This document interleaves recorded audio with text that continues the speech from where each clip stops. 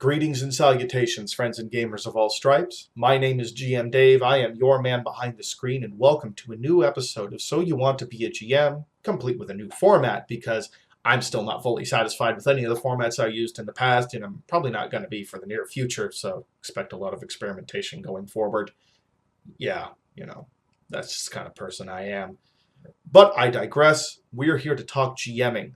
Specifically, we're here to talk about how we describe GMing to the uninitiated. So as most of you know, generally speaking, when people are trying to describe a certain complex role to somebody, a complex job, complex idea, anything at all that might be complicated that someone may not have heard of, what we as humans tend to do is we turn to analogies to make that simpler to grasp. And in the case of GMs, there are two analogies that are, generally speaking, the most commonly used. Those are the role of the storyteller and the role of the director. Now, all in all, these are perfectly fine analogies to use. Both of them capture the position of authority that the GM has. Both of them relate to the type of entertainment that, generally speaking, tabletop role-playing tends to be involved with, that being plot-driven, story-driven, play acting, things like that. Storytellers and directors both involve these aspects in the work that they do. But are these really the best analogies that we can use to describe GMs? On the surface, they really do seem like good choices. They're similarly related forms of entertainment. They manage to capture that sense of authority you have, that sense that you are the head of this unfolding story. But personally, I don't really think that these really are the best ways to describe this role. And my reasoning for that is quite simple. It downplays the role that the player has. Now, before I continue, I want to touch on why it is exactly that I started thinking about this and why now? Why not touch on this earlier on in the series when it might have been a little bit more helpful to someone new who didn't really have a clear understanding of what a GM was? Well, the reason is quite simple. I didn't really think about it. In fact, the idea didn't really come to my mind at all until I saw another tabletop YouTuber, the RPG Pundit, mention it in a video of his own talking about GMs as storytellers and why, in his opinion, that doesn't entirely work. And while I don't fully agree with his assessment, I will say that the one aspect he touched on that I absolutely agree on is the idea that describing the GM as a storyteller, and furthermore also as a director, which are the two most common descriptions, and in fact, most tabletop gaming books you will find describe GMs as storytellers. Personally, though, I think that these downplay the role that the players have in the progression of those stories. After all, as the GM, you are certainly responsible for laying out the plot and the framework that the players are going to play within. But it's the players themselves who are driving the story forward, not you. A director and a storyteller, well, they are driving the story forward in their respective media. A director determines how a story is going to turn out based on the directions he gives to his actors. And a storyteller determines how the story is going to turn out because he's the one telling the story. He or she is the one who is writing it, who is making sure that it turns out the way they want it to turn out. But that's not what the GM does. If the GM is sitting there trying to make the story turn out the way he or she wants it to turn out, well, then he's railroading the players and he's giving them no agency.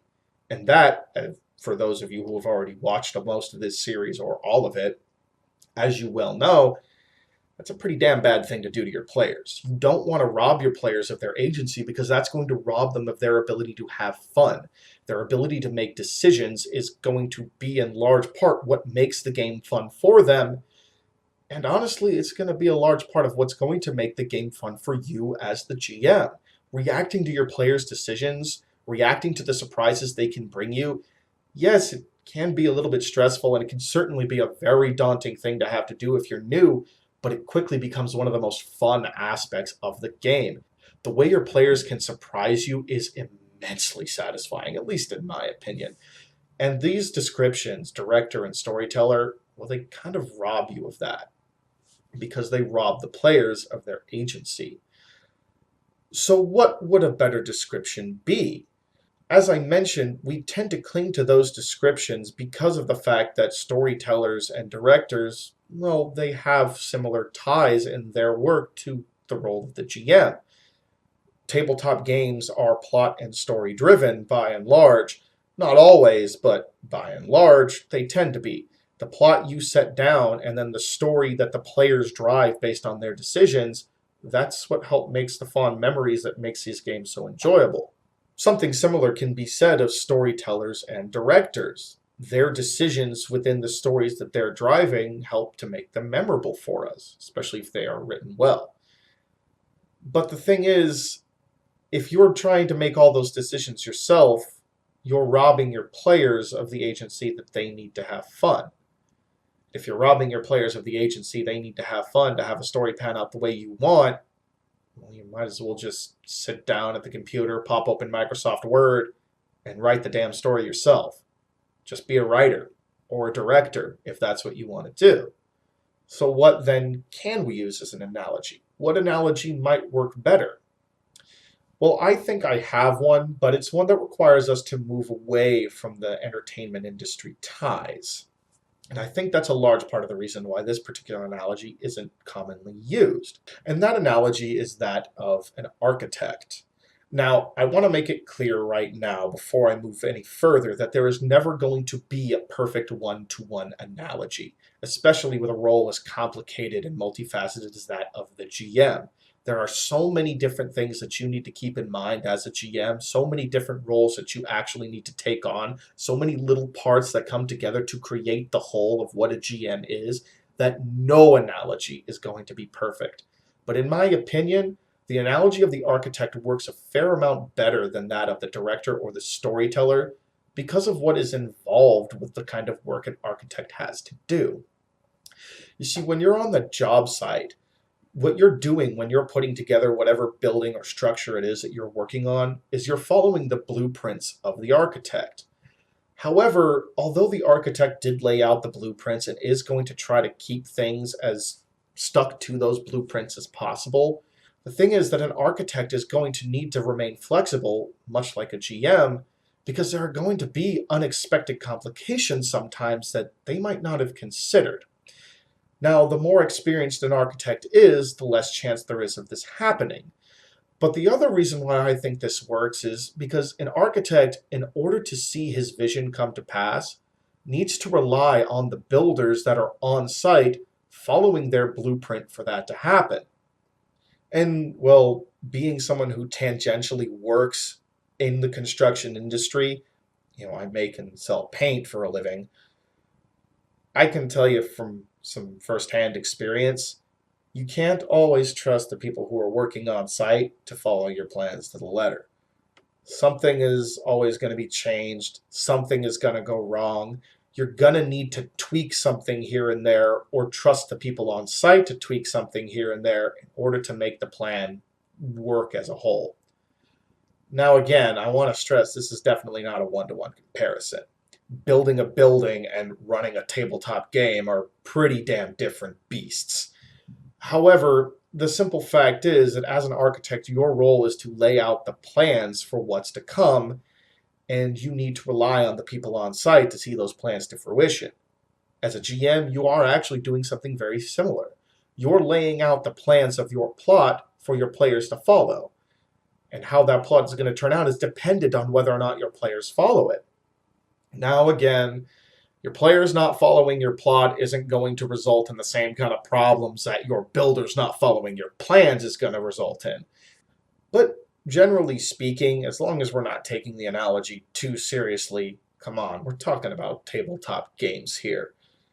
We can still use this as a pretty fair comparison because of some of the inherent issues that architects have to face, actually mirroring the issues that GM has to face in a surprising number of ways.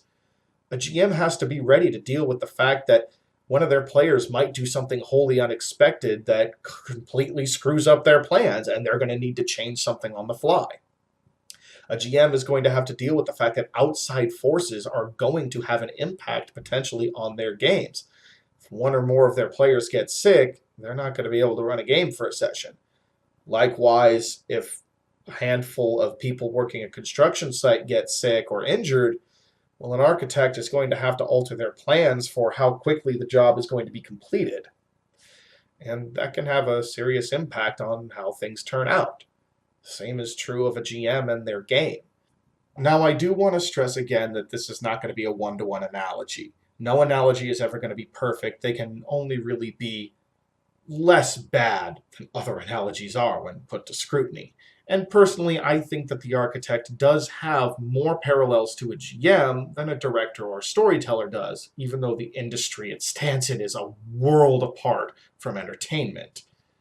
But it's not a perfect analogy. Far from it, in fact. And maybe you have an analogy that fits better. If you do, or even if you just have general thoughts you want to share, let me know what they are in the comments down below. If you like this video, please feel free to leave it a like and subscribe if you want to see more. Hit that bell notification icon for notifications, but more important than that, make sure to open that description box and follow me on social media. It's the best way to get consistent notifications of when my videos go live. And with that all said and done, friends and gamers of all stripes, as usual, my name is GM Dave. I am your man behind the screen, and it is my sincere hope that you continue to roll high, roleplay well, and game on.